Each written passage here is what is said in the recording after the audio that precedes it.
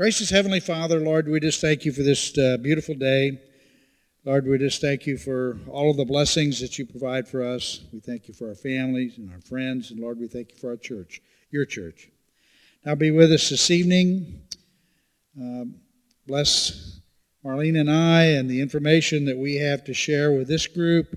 And we just continue to pray for the Copa organization and all that they're doing in the Dominican Republic. Now it's in Christ's name we pray. Amen. Well, hi, I'm Don Huggins. This is my wife Marlene. I think most of you know us, but for those who do not, this evening we want to share with you just a little bit about a trip that we made to the Dominican Republic. Let's see, in late April and early May. We were there 7 days. And so, for those who haven't seen this briefing, I want to start with just a small geography lesson. Where did we go? Well, we went to the Dominican Republic. Where is the Dominican Republic? It's not in South America. It's an island, the island of Hispaniola, which houses the Dominican Republic and Haiti. And that island is couched between Cuba and Puerto Rico. So it's really easy to get down there. Actually, you can get down there probably as quick or quicker than you can get out to Dallas or Houston. There are direct flights that operate out of Orlando into Santo Domingo. So here's the Dominican Republic. And you'll see down sort of in the middle there, Santo Domingo. That's where we fly into. And then we drive to your left on the map down towards the town of Barahona. You'll see a bay there, Agua de Compostela. And Barahona is right there. And the two villages that we visit are about 8 to 10 miles from Barahona. Barahona is a city of, I believe, nearly 100,000 people, believe it or not. So it's a pretty good-sized city. The bus ride from the capital out to Barahona in that area is about 3.5 hours. So it's a good little trip. So I'm going to turn this over to Marlene for a few minutes, since some of the guys heard me this morning. So let's get a little different. Can you hear me? Talk into it. Yeah. Okay. How many here tonight have never been to a Bombita presentation? Oh, I love this. This is great. Okay. We wanted to do this as soon as we could after we got back from the trip, so you would sense some of our enthusiasm. The first thing I want you to do, if you would, is close your eyes, and I'm going to paint you a picture of where we first saw Bombita and Loya in 2004. So close your eyes. Picture dirt floors, coconut bark homes, dirt roads, dirt streets, a woman cooking outside on the ground, bathing a little one in a small basin outside on the ground,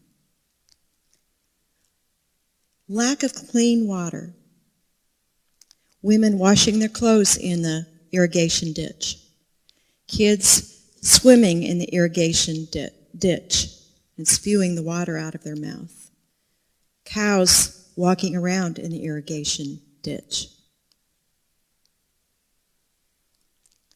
smiling little faces holding your hand. Then you go to bed.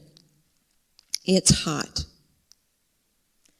Pretty soon, you hear the dog bark, followed by the donkey braying, followed by the rooster. That's your alarm clock, and you start your day in Bombita. You can open your eyes.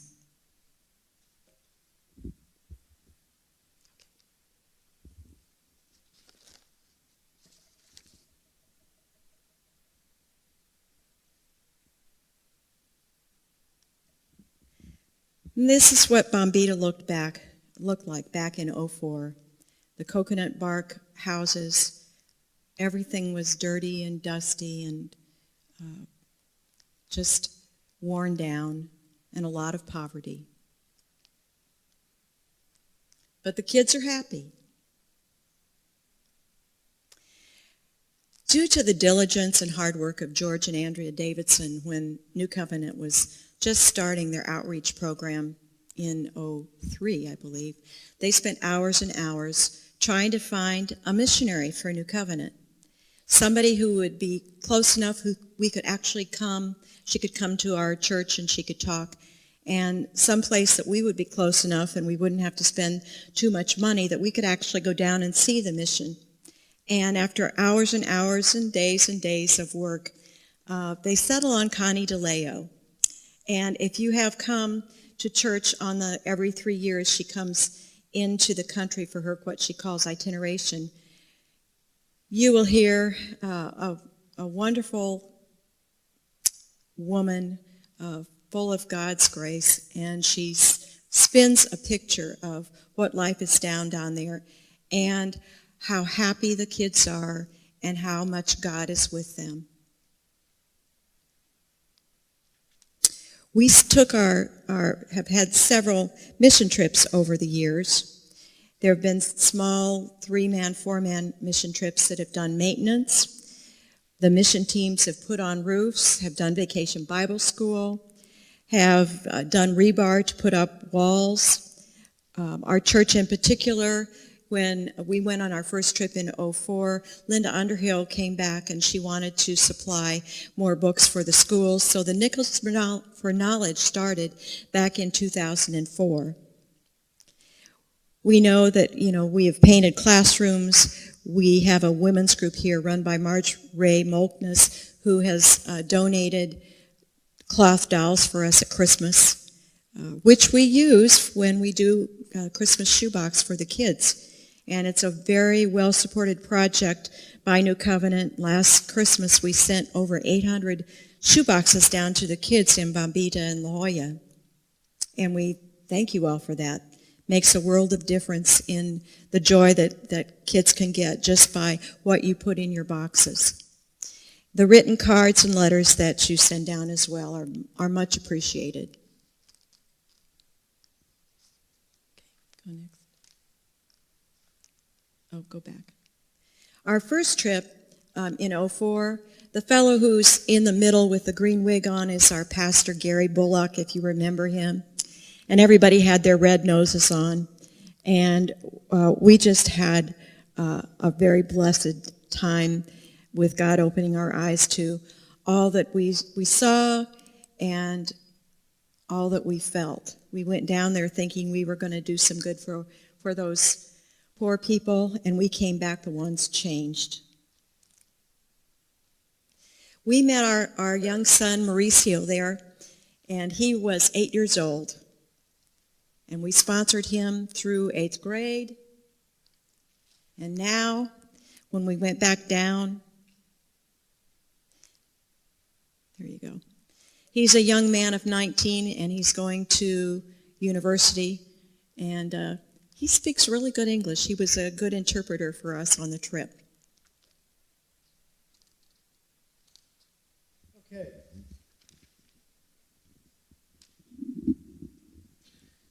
I told the guys this morning, the sign for Bombita is a lot better than what you see when you go down the road into the village.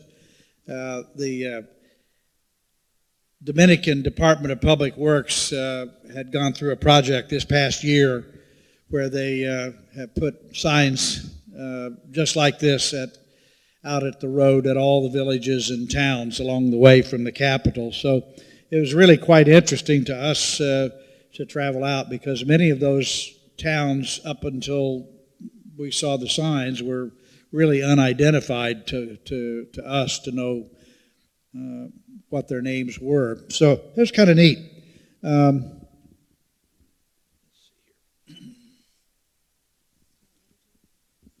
Okay. The president of Dominican Republic, who was elected about 3 years ago, had as his primary agenda for the entire country was to improve the education system by making and putting just a lot of money into the education system. One thing that was popular and common throughout the country, including our Copa schools, was that each school was doing a split sessions. So rather than having a full day school, you were doing 2 sessions of school. Well, the president mandated to the country that he was going to change this. And our school at Bombita was fortunate enough to be selected as one of the early schools to accommodate this new program. Well, what did that involve? Well, if you're going to keep, let's see, our Bombita school has over 500 kids. We did not have the capacity to handle 500 kids at one time. We were doing morning and afternoon sessions like the other schools. So they have provided for us 4 new classroom, well, actually 3 new classroom buildings and 1 assembly building, a combination cafeteria and assembly building, which is really neat. And these were completed in time for school to begin last fall. So we've been nearly one session. The school will be letting out shortly. This is what one of the buildings looks like. There are 2 that are very similar to this. This particular building, it's hard to tell there. It was designed to have 3 classrooms, and instead of putting a fixed wall in, they made the provisions to do the sliding partitions. Well, they didn't provide the partitions. So essentially, we still only have 1 classroom there right now because when we first started, we tried using portable partitioning, and it just didn't work. So we're waiting for the government to come through and finish in this case, what they started. There we go. This is looking at one just like it on the other side, and the nice landscaping in between there, and even the government has brought on a gardener to walk around and take care of all of these. Those of you who have been to Bombita know that it's, even though you're in a tropical zone, you're within that zone. The particular area around Bombita tends to be very arid, very dry. It had been 20 or 25 days since they had rain while we were down there. So there we go. This is another one of the buildings. See, they've already painted some murals.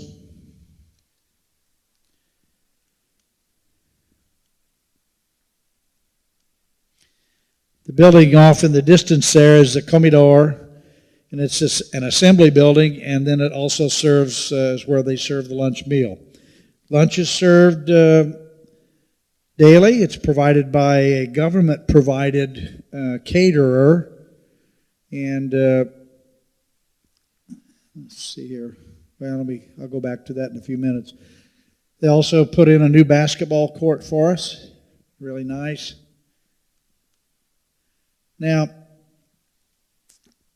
I realize this is a little difficult to look at, but basically within the circle you see the buildings that are sort of grayish.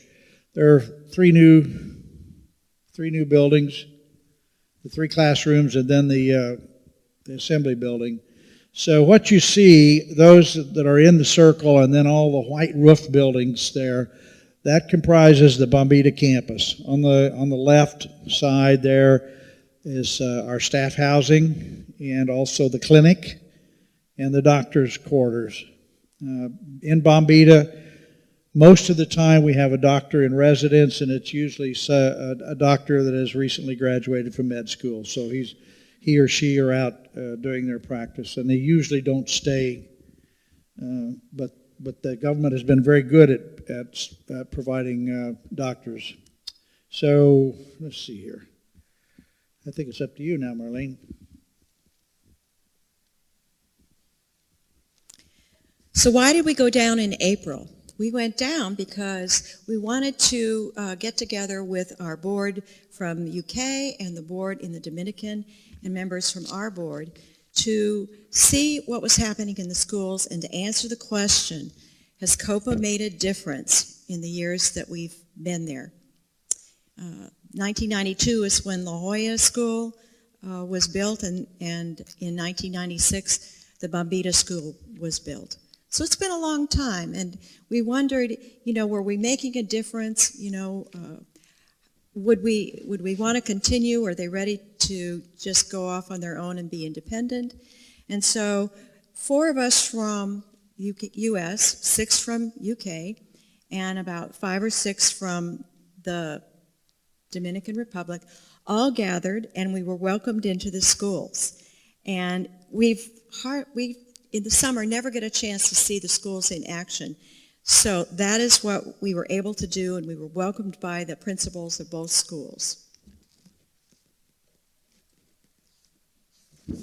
So this is the section that I call Resources in Action. When you send your sponsorship money for your child, it goes to provide a higher education, higher quality than the public schools give in the Dominican. It pays for educational advisors, a project director, a health advisor, assistant project director. And we were privileged to feel that the head teachers had prepared well for our visit, and they each gave us wonderful presentations about how they felt education was important, and the fact that they do get involved with the teachers and try to strive to maintain a Copa level of education. It's recognized by the president of the country, and when Copa, which really means community partners, also means cup in Spanish, has a wonderful positive reputation, and we feel pleased to be able to have been involved with them since 2004. These things are not anything that you would see in a public school, because we have done tours of other public schools, and there's no joy, there's no color.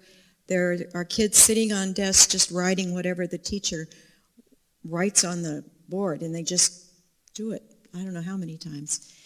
In these classrooms, is this the one with the little boy? No, next. This one was tugged at my heart because it pretty much says we have kids that are out at recess, and there's 2 other little boys over here playing, but this little boy was sitting reading and looking at big books, and he'd grab one and he'd be looking at it. He did not know we were even standing there watching him. Then he would grab another one, and I thought that, to me, that's the true just joy of education and being able to come to school, which maybe some of our children in the United States should take some lessons from. Lots of educational aids, balanced diet, whole wheat, whole breads, complete breads is what that integral means, proteins, meat, frutas, and vegetables, of which they pretty much have no vegetables, and they don't have very much protein. They do have a lot of rice and beans. And our kids are able to get perhaps the only meal of the day, which they get at school. But it's giving them an opportunity to know that eating right will keep you from getting blood disorders, beriberi, scurvy, ulcers, polyneuritis, all kinds of health issues that if they're able to have a balanced diet, which we certainly aim for them, that it works for their good. And these are ways of communication and manners things that you taught your kids to say when you were growing up. Excuse me, pardon, hello, with your permission, permiso, goodbye, good afternoon, gracias, please, por favor, that these are things that are important. Ways of communication. I even saw a satellite in one of the little pictures down there. So that was in one of the rooms. We would ask the teachers in the classrooms, there you go, what did they expect their kids to have learned in their grades at the end of the year? Because school ended, the end of May. And some of the teachers are more qualified than others, but they've got a curriculum and they are supposed to follow that throughout the year. This is a science project in one of the probably 4th or 5th grade classes, and they wanted to see how seeds, which is simios, grow. One is corn, one are beans, and the other one is, I'm not sure, something that we never figured out, Don, did we? But the fact that they had started these projects obviously a while ago, and they could see the progress and watch the growth is something extra special. We send down, U.S. Board sends down the money and the supplies for the next school year. And one of the things we order are big books. And the kids love big books. And they're not very cheap, but they're a really good way of teaching and opening the world to these kids that we would probably say they have a small world, but they have big hearts. But lots of books are available. We didn't get a picture of the library, but they all have library time as well during the week. But the teachers are also encouraging them for the love of reading. And many of those books were provided through the Nichols for Knowledge program that comes from this church. And thank you, Margie, and thank you, Linda Underhill. I don't think you're here. I know Margie is. Margie's here. One of the things that they planned for us when we went to Bombita was a program, probably an hour long. And they love to sing, and they really love to do interpretive dance. And these little white dresses were all on hangers in the principal's office when we got there. But then all of a sudden, they were gone, and these little princesses were doing their modern dance. And there were several grades. This is a huge assembly hall and also where they eat. So the message was a welcoming one for the boards that came. When I went to the higher grades, the 7th and 8th grades, I asked them what coming to school, Copa school, meant to them. And one boy, a boy, not a girl, probably 14, he said, "It allows me to dream." Now, wow. How many of our kids, other than being dragged to school and with their cell phone and whatever, and attention, probably not on education, but that allowed him to dream? And that was just a really poignant moment. One of the things Don mentioned was that the government provides nutrition, and our nutrition in our villages is not good. Particularly in Bombita. They don't eat 3 meals a day. They may eat that meal that they get at school and maybe something that their mothers have scrounged for. But they are now getting supposedly 70% of what they need per day of the nutrients. And they start with the lowest grade kids, about 11 or 12 o'clock, and they come in very orderly. At least the kids seemed orderly and seemed well-mannered. I don't know if it's because we were there, but in any case, they came in quiet and well-mannered in a line, and then they were served their beans and rice, and then they would put some kind of gravy over it to make it a little more palatable. And they really do indeed wear the masks when we're not there. They have the meals catered in. They wear gloves, and the servers wear masks. They have several tubs just like this, similar to the ones we use at pantry, if any of you are food pantry. And they serve them. The kids are required to bring their own container and their own utensil. Years ago, they provided them with these things and they disappeared. So now they bring their utensil and their plate, their bowl, their pan, whatever it is they can bring, and they enjoy a meal. So after all this, and we spent time in both schools, we also talked in meetings with the folks from the UK parts of every day. We met with the Fundación board, or the DR board, on Wednesday.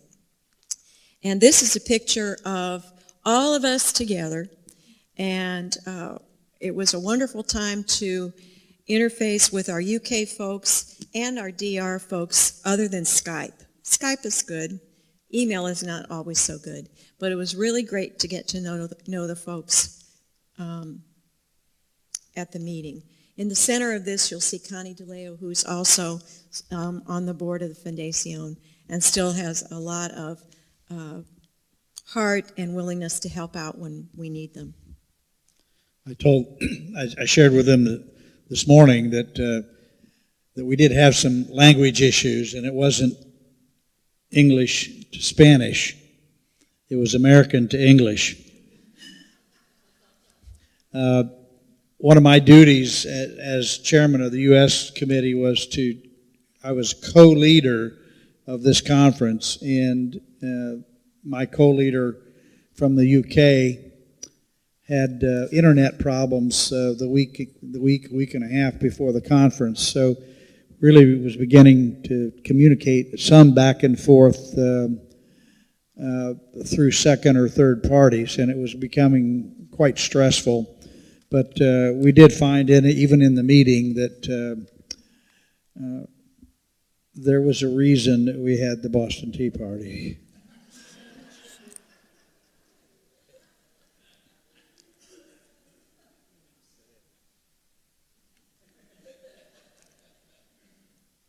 So these are the folks on the ground in the Dominican. The fellow on the right is the project director, and the gal on the left is our educational advisor.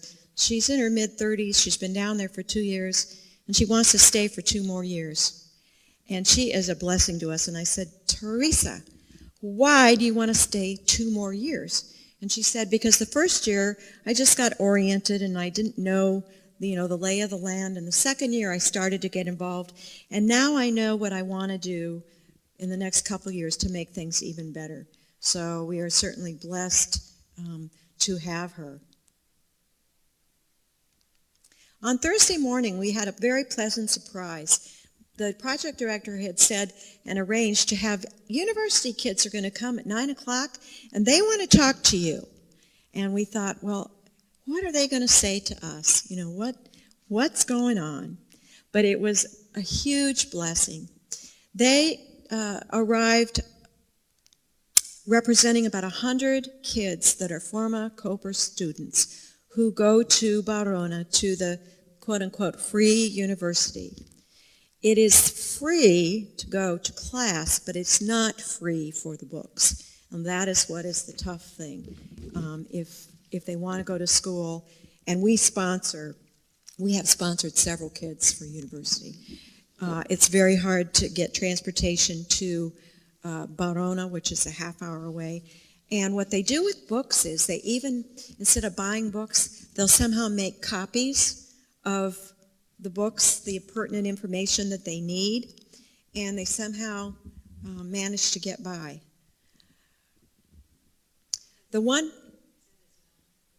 That's Esmelna. That's right. Some of you might remember, some of you that were on the first and second teams that went down. The young lady there in the red jersey is a gal by the name of Ismilna, and she's a young adult. She's of university age also. She suffers from sickle cell anemia. So she's had her ups and downs with illnesses, but a really strong-willed lady. And, well, sometimes that can be a little rough in a male-dominated society. But she's hanging in there. She's going to nurses school, and she'd like to be able to finish. So, and our church paid for some of her university education. So what the kids did, they initially said their name and what they were majoring in. And then Eligio, who's the young man in the middle with the blue and white shirt, Jim and Carol Watson sponsor Eligio for university. And he was kind of the spokesperson for the kids. And he said, before Copa, I remember my dad breaking a pencil in 3 parts. And he would give the pieces to 3 of us. And we would go to the one-room house. We would be on the floor, and there was no paper, there were no chairs or desks, and probably very little education, but they were trying. And he said, then Copa came, and he said, it was like you were the Good Samaritans, and we were the people in the dirt.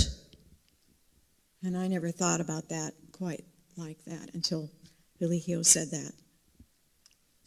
And he just, went on to say additionally that it's just very hard to get your classes in 4 years, but they're trying, and they just appreciate so much the help that they've had over the years to get a good education.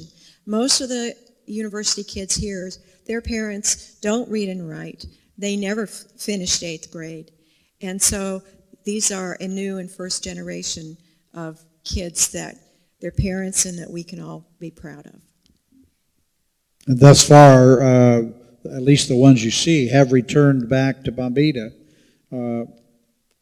in one form or another, or intend to be in the local area.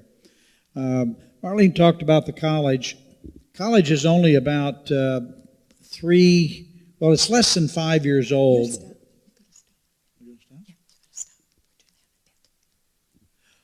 I got ahead of myself. Okay.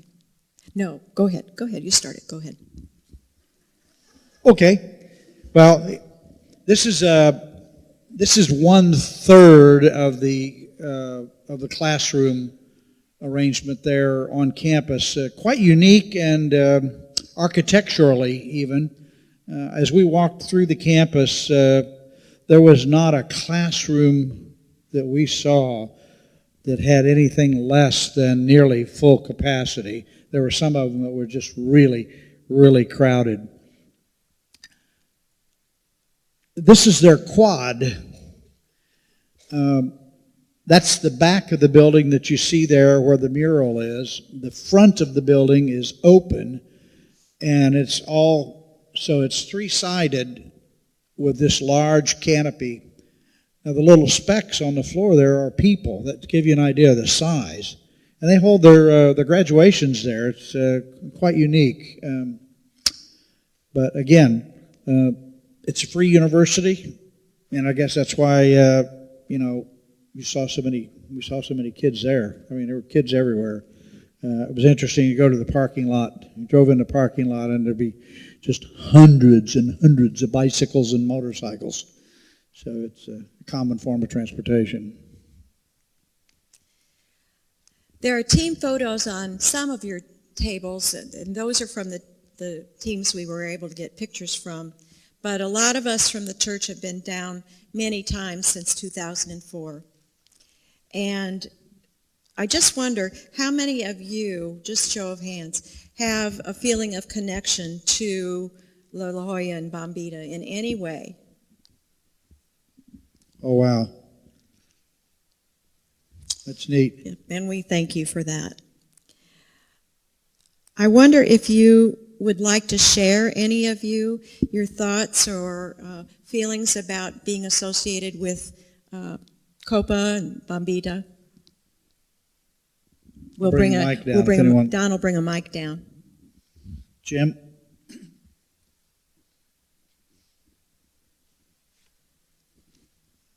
Don and this lovely wife of his brought a letter back from our young man, which was rather unique.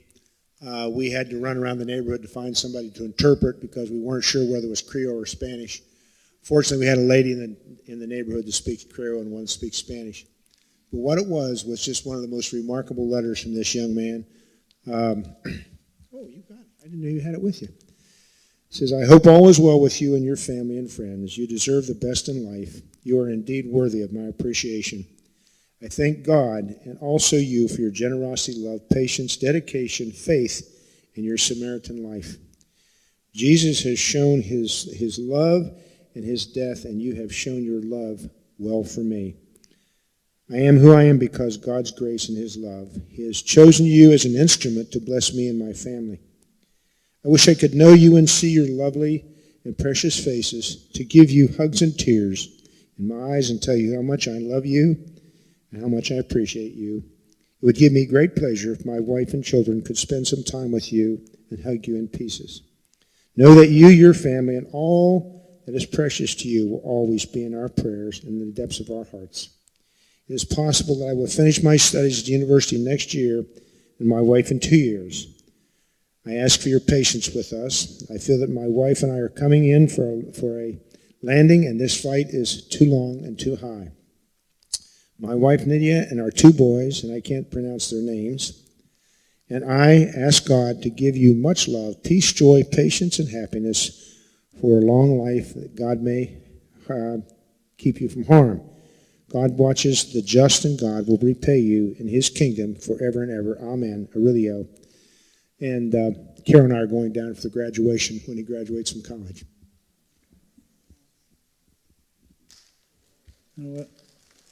Anyone else? All right, Diane. I was on a mission trip in 2007. We arrived very late at night, so we went immediately into our nursery where we were sleeping on the floor. And the next morning we got up and we had Vacation Bible School, so we never got into the village at all. So my first impression was, well, this isn't so bad. The kids all come, they're beautifully dressed, clean, scrubbed and everything. And I thought, well, this isn't so bad. I guess we're doing pretty well here. Well, that night, after Vacation Bible School, we went into the village. I saw the same kids that we saw at Vacation Bible School walking around filthy dirty in underwear and just, but smiles on their faces. But the transformation was just incredible. You just could not believe it were the same kids. So here we are tonight, we're looking at what has happened in 8 years, and I'm just absolutely, positively amazed. And all of this is because of the presence that we have had, Copa has had, in the Dominican Republic. I don't know that they'd gotten anywhere if it weren't for the direction of Connie and getting the government involved. It's just phenomenal what they've done, and I applaud everybody and anybody who's been there, who's sponsored a child, who's started this program. It's just amazing to see what has happened. Who else? Jane. Our songbird.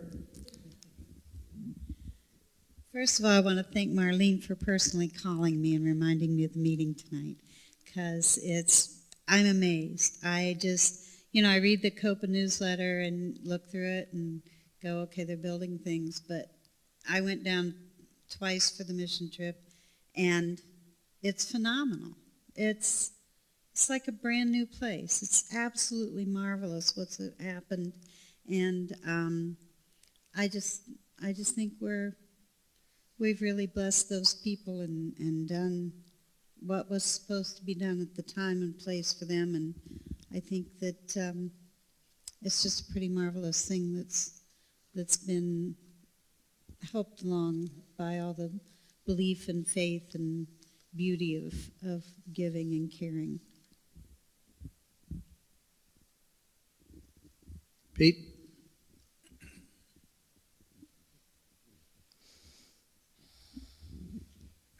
I just remember coming back with a toilet seat, and somebody said, "Could you make these?" And I happened to take it over to the wood shop one time, and Bob Thompson, who's a member of our church, came in and said, I think we can make a mold and vacuum form those. And lo and behold, we were able to make that mold, and we ended up vacuum forming toilet seats in our kitchen here at the church. The seats were, our health advisor at the time had received a grant from the government to work with some of the residents in the village to install proper latrines.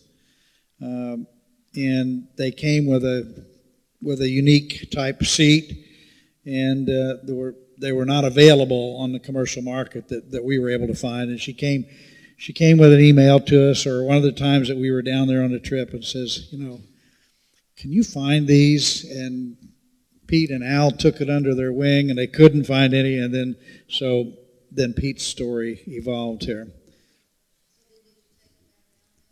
Oh yeah, they went down on the airplane, and they are all in use. Yeah. Anyone else? Carol. Bob, yeah.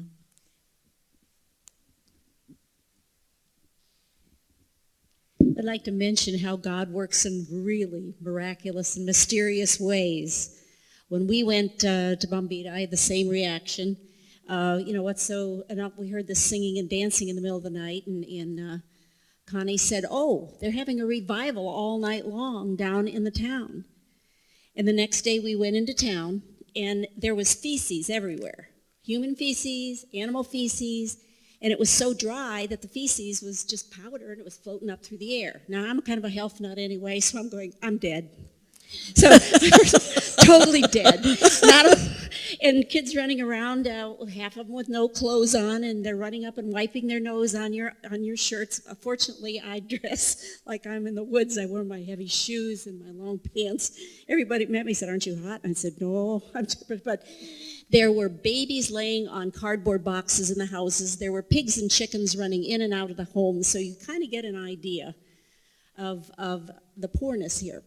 So my spirit is talking to me. How can we help? The men had to work. Who was on their work day with the straw? The men were called to go into town. This shows how God's working. There was a man in town that had a straw roof on his house, and it was raining through the top. He had just lost his wife. He was totally, totally depressed.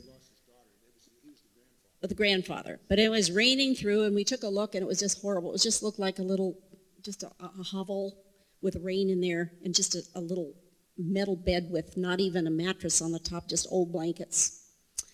Their job was to go down and take the straw roof off the house. I think Pete was on that, Jerry. And my first thought was, oh my gosh, there's rats and fleas, there must be everything in there. So, as God always says, fear not. So I had to totally walk in trust and faith that our boys would be safe down there. But on the other hand, I would like Jim to tell you that he was moved more spiritually the next day. Well, this guy had been praying for this roof, and all at once he has a new metal roof. When we went back over to build the walls up, because the roof was the only thing that was level, we had to go over and build the walls up the next day. Remember, Jerry, we actually used the soles of shoes for hinges on the doors. And I think they ultimately ended up getting a bed for him and those children. But that was something that just when I walked away from there, I couldn't believe it. There was a young man come over. We're using a handsaw, no power. And this young man come over and took the saw from me, and thank God he did. He cut the rest of the wood for us, and he was just as happy as he could be. He was a villager, and he was contributing to that whole cause. But if you've never done something like this, I would suggest you do so. It is more than a life-changing experience. And I went down to Haiti after the earthquake. I did that primarily because I had been to Bombita, and I had seen this, and I knew what the needs were. They're wonderful people. Those kids really deserve a chance. And, you know, what Thomas Jefferson once said, a nation that expects to be ignorant and free never was and never will be. And the more we can educate those children down there, the better off they're going to be. One more point, the man across the street had no faith whatsoever. He didn't believe in God. And he was worried about his friend that just had the roof repaired. And before this happened, he said, if there is a God up there, could you please help my friend with a straw roof and the problems? The next day, he said, down the street came this team. And he said, I became a believer. So it touched all of us to know that God works in great ways through the filth and the dirt.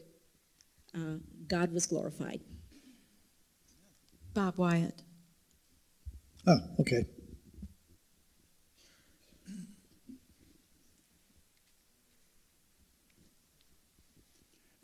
Yeah. I spent 3 years down there in 05, 07, and 09, and I'm truly amazed at the progress has been, has been done out down there. I look at the pictures of that school and the modern-looking facilities they have. One of our projects when we were down there was putting real windows in the schoolhouses.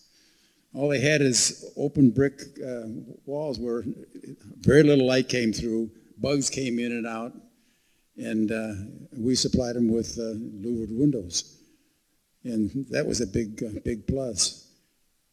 Big project. A big project. You should try knocking out stone block walls. It's a lot of work. Yeah. And Jim, I remember that house that we put the roof on, and the man across the street that finally saw the light. Yeah, he really did. Yeah. But I know the first year I went down there, there was just mud streets, and the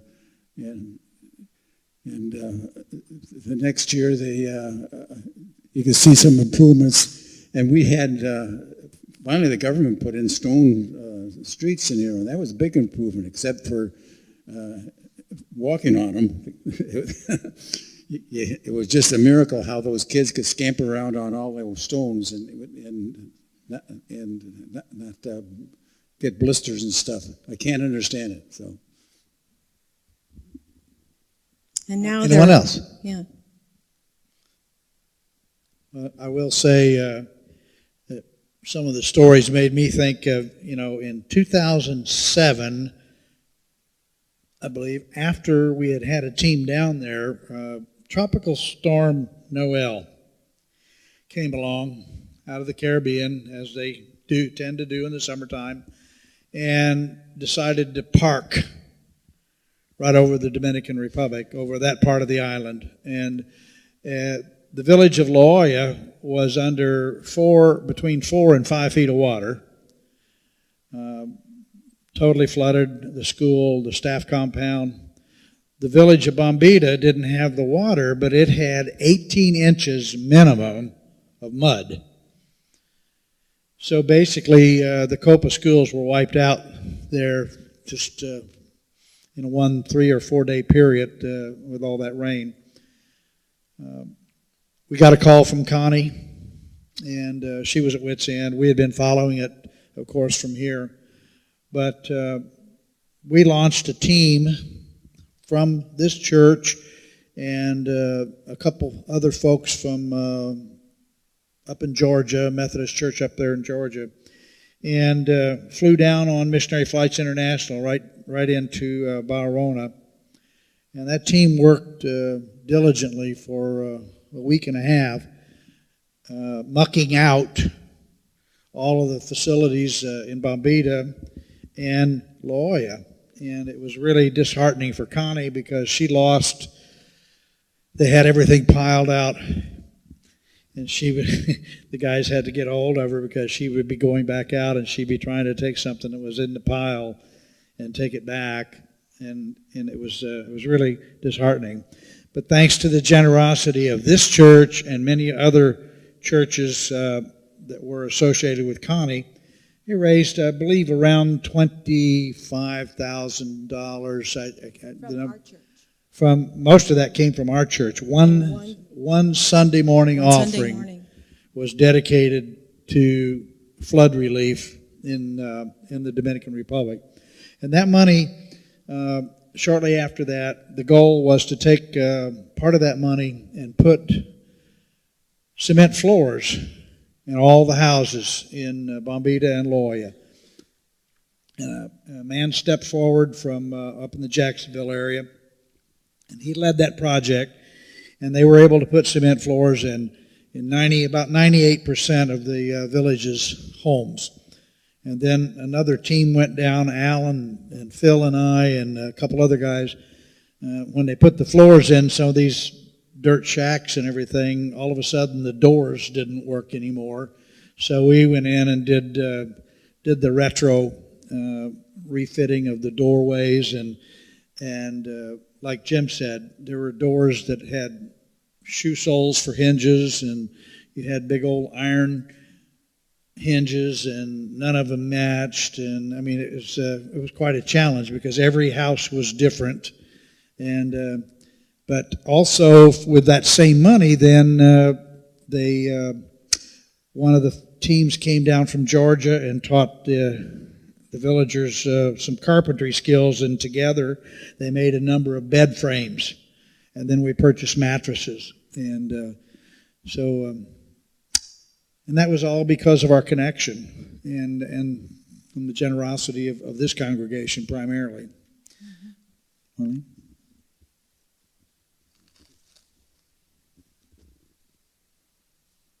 I guess one of the other things as well to say is that the changes now are that the government did come through, and there are streets, paved streets with curbs in Bombita, which is very hard for you if you've been down there in the early years to believe that. We sure could go on and on, but let's click.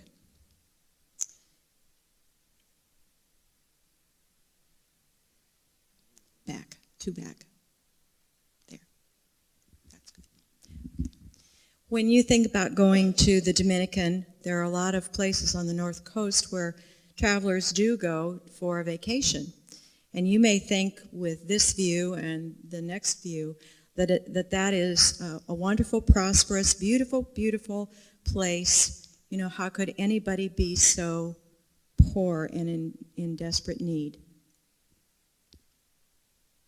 But we go for the kids. Two things that have not changed since 04, and that is that you still hear the donkey bray, the dog bark, and the rooster crowing in the morning, and you still see the smiling faces of those little children wanting to hold your hand.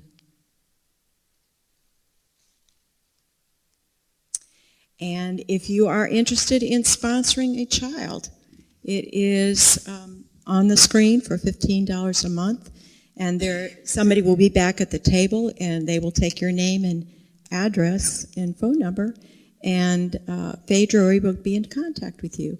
If you didn't get a chance to look at the pictures back there when you came in, be sure and look at them on your way out. Your sponsorship makes a difference in a child's life and can provide for them a brighter future.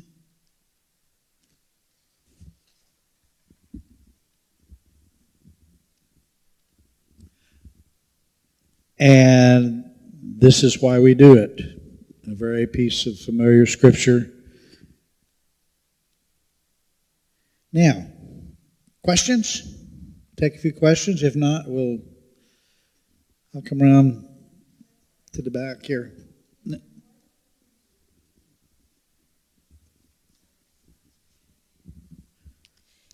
Well, sponsorship is the primary source of our operating there. Even if you sponsor a young person, it's basically all goes into a single pot of money, and that pot of money provides for those resources that we're able to provide, the additional resources in the classroom, as well as the resources of having trained educational advisors there working with the teachers to maintain the quality education that's above par for the educational system in the country. So one way is through just a flat donation are always acceptable. They also continually have maintenance problems. It's because they don't treat it as a preventive thing, and then they don't always have the skills when there is a problem to fix it. And that is why I think it was so effective that small groups of men could go down and actually fix some of the things that, you know, probably were easy for you to handle if you had a good hardware store nearby. And even now at the brand new school, we saw areas where we couldn't believe how something could be broken in less than a year. And it really wasn't about the quality of the construction. It's just something that the men have encountered in our trips down there. It's very difficult to find a handyman in the country. But if you want to go down for 2 years at $450 a month stipend and live well, we'll take your name. No, we'll sign you up. We won't take your name. We'll sign you up. No, the mentality doesn't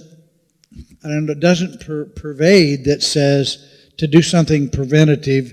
I mean, you know, we encountered many guys that just didn't even know how to use a screwdriver or even what it was for. Very, very crude in their use of tools. Hence, their maintenance skills are very lacking. Yes, we've had a few folks here and there, but to be really proactive about doing maintenance and identifying the perhaps not so obvious things, not easy to find. So that's one of the issues that we deal with. The other issue that we deal with is recruiting and retaining volunteer staff. I think people are changing. You know, Connie went down there because she had a calling from God, and she still has a calling. And we look at a couple of the other folks that have been down there over the years, and Marlene shared with you our current educational advisor. And the people that have done the best for us are the people that do feel the calling to come down. And let's see, recruiting and maintaining staff, retaining staff, the maintenance issues. But Pete?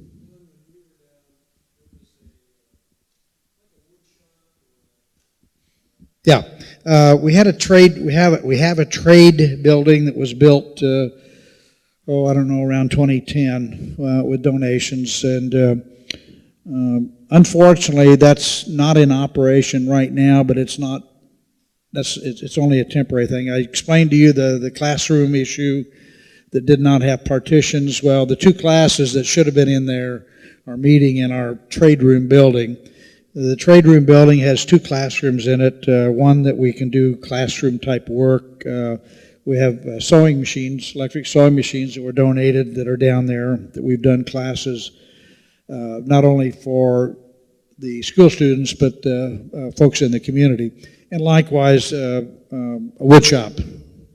And most of those tools are still there, and we hope that within the next year we'll be able to get back into doing some more classes.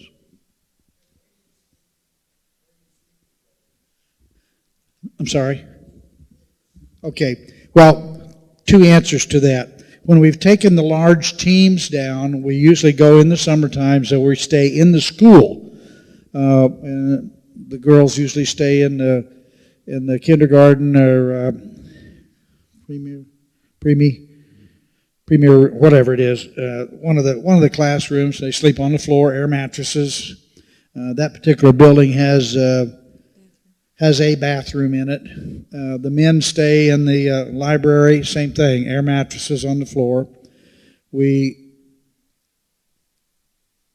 had a thatched roof assembly area outside that was on a concrete pad, about 20 by 30 or something like that. And it had a cook room at the end of that shelter. There was a kitchen there. Unfortunately, that building had to be torn down during the construction, and we currently have no facilities to cook for teams. So if we were to take a team down there, we'd have to solve our cooking issue or a meals issue. Normally, a full team like that, we would carry with us as we leave from here our breakfast and lunch provisions, and then can get fresh provisions in the large town. Smaller maintenance teams, we stay in town at the hotel, and there are hotels in Barona. It's about 15 miles from Bombita into Barona, and we stayed there. Again, one of those pictures, the scene of the ocean there was right outside of our hotel. I can describe the hotel as it was not a all-inclusive. I would say early Motel 6 at best. It had been closed. It was a much older building. Had been closed for several years and renovated. The unfortunate thing of it was they weren't finished renovating yet, but we were some of the first guests back in. We had no hot water, which is not a big deal down there. Didn't even have a shower head. All we had was the pipe coming out of the wall, and but the air conditioning worked when there was power. Now, understanding the Dominican Republic, some things haven't changed. The entire country operates its electrical grid on a rolling blackout basis. So you may only have 8 hours worth of power in a 24-hour day, usually in two 4 to 5 hour segments. You never know when that's going to be. So you have to take advantage of the electricity with all of our devices now, our laptops and our iPads and everything that runs from a battery, and make sure that they're plugged in so that just in case the power comes on during the night, not only will you charge the batteries up, you may get some breeze from the fan, and oh, by the way, the pump may run to pump the water in the tank so you can have a shower in the morning. So, it's really, some of it has gotten a little bit better. At least there is water being piped into the village now. It's not potable water as we would look at it, but it's better than the water in the irrigation ditch, because this water comes from the mountains. It's definitely not pure, but it's a heck of a lot purer than the water in the ditch. So that part is improving. Question? Chuck. What's the general consensus of the three boards? The general consensus was, number one, yes, we have made a difference.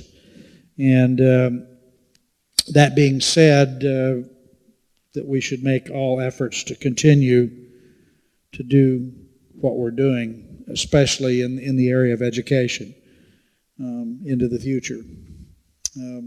Budget-wise, we have somewhere in the neighborhood of around $200,000. Actually, it's a little bit less than $200,000 a year budget. That budget is split in half. Half of it comes from the UK and half of it comes from, so there are dual sponsorship programs in the US and the UK. And that's what provides the money for the staff. We also have, Marlene didn't explain,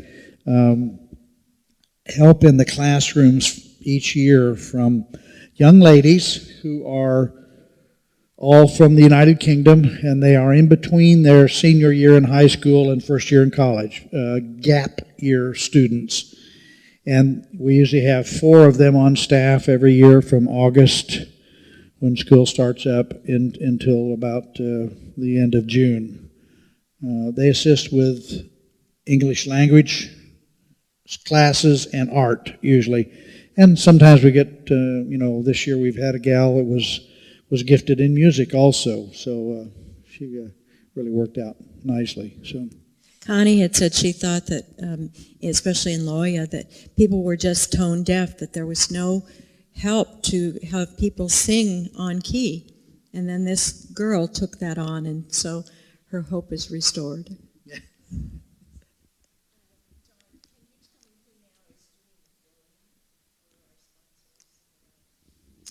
David Force. a new man doing the billing for us by the name of David Force. Okay. Email, we can get his email address to you. Right now he's in Oregon for a couple of months during the summer, but we've been in contact with him by email and phone. Sure. And he could tell you about your sponsorship money. No, if it's in the email, if it's in the newsletter. It is in the newsletter. Look in the back of the newsletter. And not in this newsletter. Oh, okay. No, but the one, when you get your spring letters, for those of you who are sponsors, you will get his email address there, and he can, and I would just say that if you write it on a piece of paper back there, Margie, because some other people have too, I can do some digging, and I can certainly get back with you. Well, we can send an e-blast out. Sure. On our mailer. Al can take care of that, and we'll just make sure you get that out. Dale.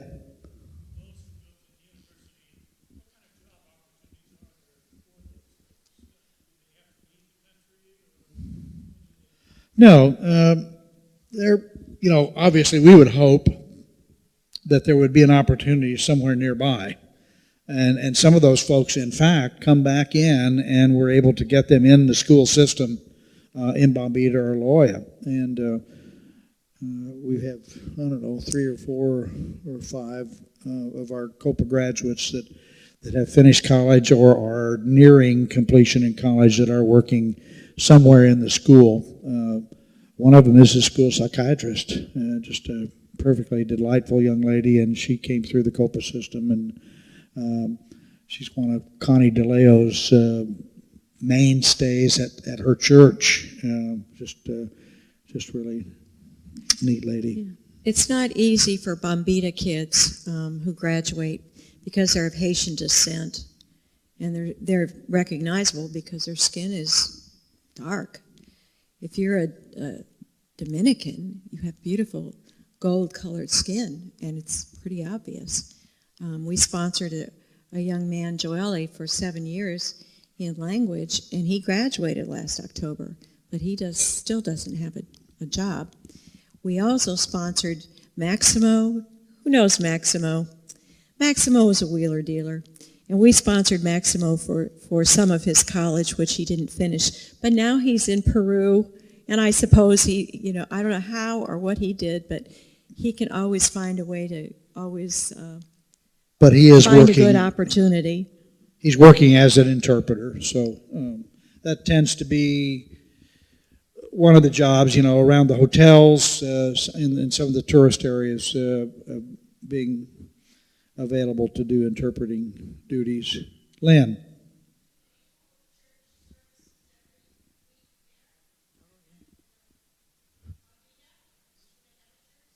Oh my, Bombita. Oh, Got you at mean, least well, 3 churches. Not at the school, but in the village there are